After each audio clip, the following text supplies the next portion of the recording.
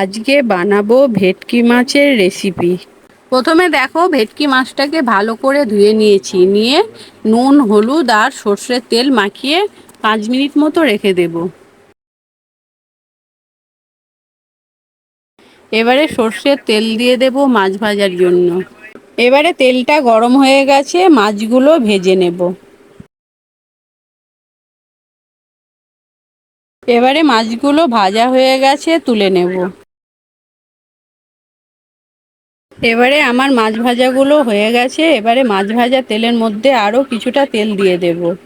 এবারে ফোড়নে দেব অল্প গোটা জিরে আর 2 তেজপাতা। এবারে আলুগুলো কেটে রেখেছিলাম, তেলে দিয়ে দেব। দিয়ে লাল করে আলুগুলো ভেজে নেব।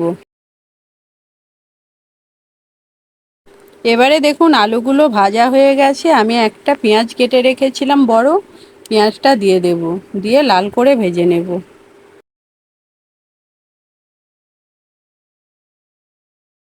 এবারে পেঁয়াজটা দেখুন লাল করে ভাজা হয়ে গেছে। এখানে একটা টমেটো কেটে রেখেছিলাম, টমেটোটা দিয়ে দেব। টমেটোটা কিছুক্ষণ ভেজে নিয়েছি। এখানে বেটে রেখেছিলাম কাঁচা লঙ্কা, আদা আর রসুন, মশলাটা দিয়ে দেব। দিয়ে অল্প একটু বাটি ধুয়ে জল দিয়ে দেব। এবারে দিয়ে দেব পরিমাণ মতো হলুদ গুঁড়ো, জিরে গুঁড়ো, লঙ্কা গুঁড়ো। দিয়ে মশলাটা কিছুক্ষণ কষিয়ে নেব।